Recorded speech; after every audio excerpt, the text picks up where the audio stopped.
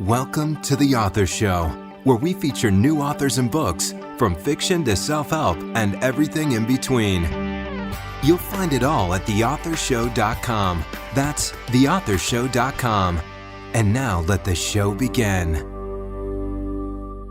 Hi, this is The Author Show, and I'm your host, Linda Thompson.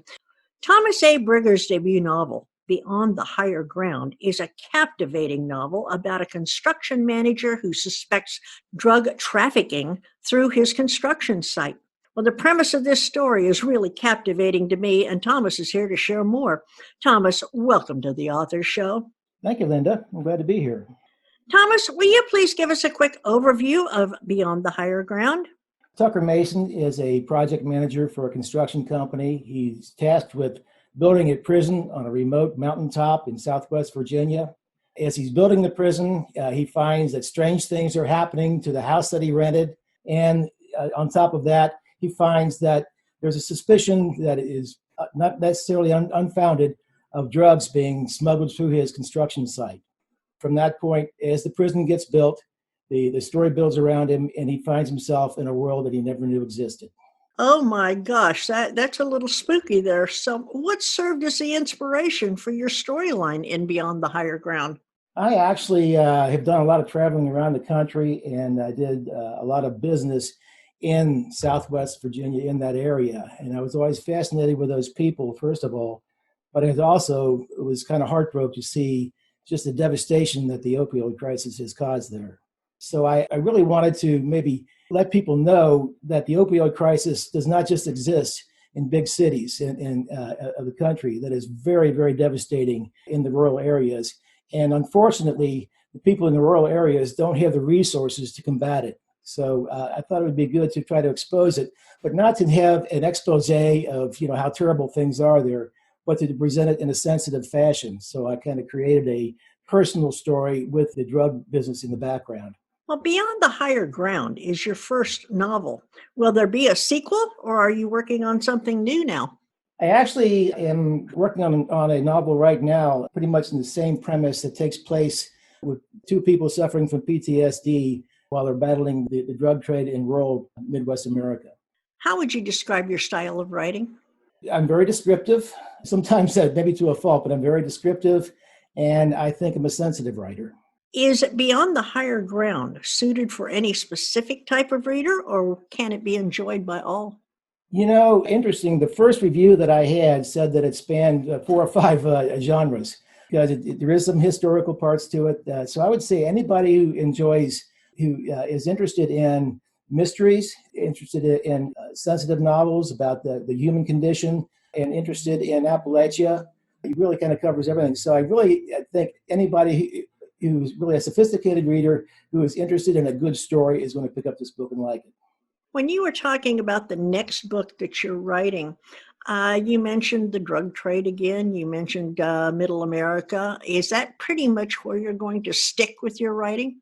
For the time being, yeah. I think it's an interesting backdrop. A lot of people don't really know a whole lot about rural America other than what we see on television and so forth. And what a lot of people don't realize is just the devastation that occurs from this drug trade. And I think it's good to expose that whenever possible. I also just think it's good to present the human condition in that environment, because a lot of times people think of rural America as something funny, but it's a very strong part of Americana.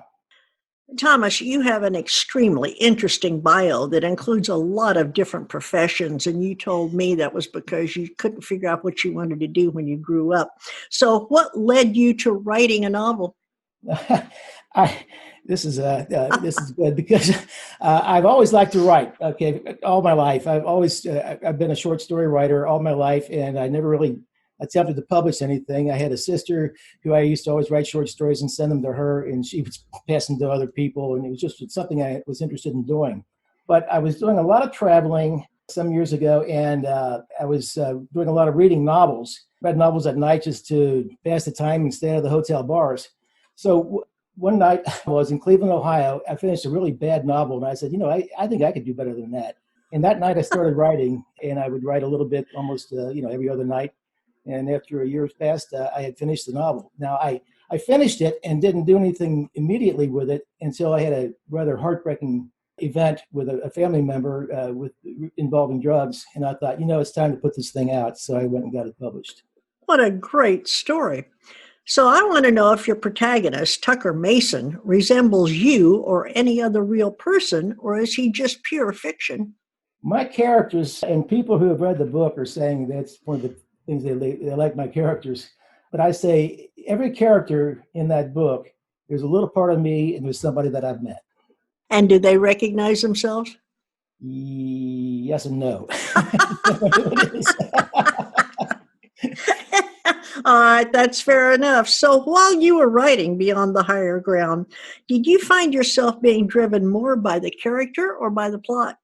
What I found in my writing, and I learned this back when I started writing short stories, is you develop the characters, you develop them, you get to know them, and eventually they start telling you the story. Your book is listed as historical fiction. How much is history and how much is fiction? Well, there's a lot of history in it. It's all fiction. I mean, I made up the story itself, but the history is all true. And I put history in it just because in the history is the development of Bright's Mountain, as opposed to any other place, just so that people can understand how that place got to be as it is and where it is and why it is like it is. So I listed it as historical fiction, but like I say, reviewers keep coming back saying, well, it could be across the board. What makes Beyond the Higher Ground stand out on the bookshelf? Well, one thing, I think we have a good-looking cover. Yes, you do. The cover is actually an actual prison being built on a mountaintop in Southwest Virginia. I was fortunate enough to get an actual photograph of that before it was finished. But the other thing I think it makes it stand out is it's making a statement about some place that people know about but don't know about. It also is a revelation of a condition that people are not aware of in that area. Thomas, what would you say has been the most rewarding experience since publishing your book? The comments I'm getting back of people who've read it. When it first got published, I just passed out books to people, and the response I had was overwhelming. I mean, it's shocking. As a matter of fact, just recently I was at a store here, and a woman stuck her head out and said, "Hey, I'm a big fan of yours." And I had never met this woman, and I never had a fan. And I turned around and said, "Excuse me?" And she says, "I read your book, and I love it." That is, to me, is very rewarding.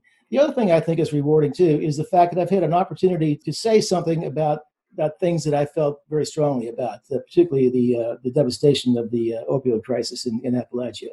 What would you say to first-time authors that you learned from your experience? Number one, write what you know about. And number two, work on your characters. Your characters are going to help you write the book. I like that. So what is the message in Beyond the Higher Ground that you would like readers to remember? The metaphor of Beyond the Higher Ground, in the book, there is actually a passage there where Sally's father says, they're moving to higher ground away from where the river is rising. And he said, "It just don't matter, Sally." He said, you get away from the river, but you fall off a cliff somewhere else.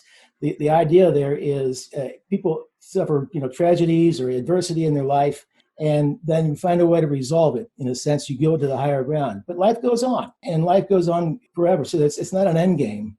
We can solve problems today, and then we have problems come up tomorrow. So it's a continuance.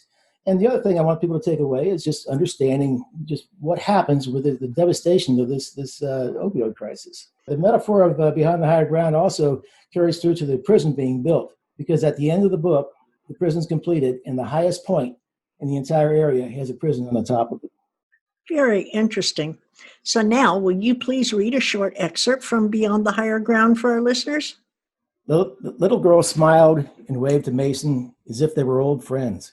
Mason waved back to her, and she giggled and disappeared back into the house. "Is she your daughter?" he asked. The woman began to stand up, slowly, with an unsteadiness that would be more expected of someone much older. She was thin but shapely. Her hair and clothing were disheveled, despite a latent attractiveness that, Mason surmised, was diminished by whatever drug she was using. She turned toward Mason again, blinking as if she were just now receiving his question. "Yes." "Is he your husband?" She stopped briefly and again lowered her head. "No. Now what do I have to do to get you to leave?" She began to walk away toward the house.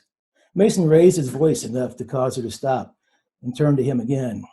Maybe you can tell me why things have been happening at my house since I moved in. Maybe you can tell me why someone throws rocks on my roof at night and sets a fire in my yard and paints warnings on my shop building and throws animal body parts on my front porch. Maybe you have some idea who took a shot through my bedroom window, scratched my car, or blows an air horn in the middle of the night. It seems to me that you might be a little concerned to have things like that happening to a neighbor. Help me out with some of this, and maybe I can leave you alone. The woman stopped and stood for a moment, staring at the ground as if stunned, perhaps, Mason thought, in the throes of her drug use. She spoke quietly, slowly raising her head to meet his gaze. I can't tell you anything, mister, and I can't comment on stuff that happens down the road from me. All I can tell you is that your living in that house is not necessary and not a good thing for you to be doing. You have had plenty of warning, so the rest is on you. I have nothing more to say to you, and I need to feed my daughter. She turned again and walked away slowly, her arms dangling and her head dipping forward as she shuffled into the house and slammed the door. Oh my gosh, that is a little spooky. So now I'd like to know, where can we learn more about you and where can we purchase Beyond the Higher Ground? Well, it's very simple. The book has its own website. It's beyondthehigherground.com, all one word. We have reading excerpts from the book itself. We have reviews of the book. There's a testimonial in there from the House of Representatives in the state of Ohio for commending me on the book. We also have copies of the interviews that we've done so far on there in the media side. And we have direct links to purchase the book. And there also is a whole section in there about me, the author, and also what I'm doing right now and what is going to be coming up later. That's great. We've been talking with Thomas A. Brigger, author of The Higher Ground. You've written a book that is going to capture the attention of both the male and the female audience, Thomas. I really enjoyed this type of story, and I want to thank you for taking time to talk with us today. When you publish your next book, will you please come back and talk with us again? Absolutely. I'd love to. I am a scientist by background and education, and I am not a prolific reader of fiction. For some reason, this book kept me spellbound. I thoroughly enjoyed the character description, and their presence popped out. I especially liked the development of the storyline, with it all flowing together in a concise but understandable fashion. Kudos to Thomas Brigger. Well, that was a review for Beyond the Higher Ground that I hope has you going to beyondthehigherground.com to purchase your copy today. And once you've read it, please leave a review for Thomas, and please share this interview with your friends so that they too may become acquainted with our author. And remember that the Author Show may be accessed at any time at theauthorshow.com. Plus, selected interviews can also be found on major platforms such as Amazon Fire TV, the Roku channel, iHeartRadio, Spotify, Google Play, and many more. Whether you're an author who would like to be featured or a reader in search of new books, theauthorshow.com is a really great place to start. Thanks for listening to The Author Show. Find out more about authors and their work at theauthorshow.com. Theauthorshow.com. Tune in next time to another great author on The Author Show.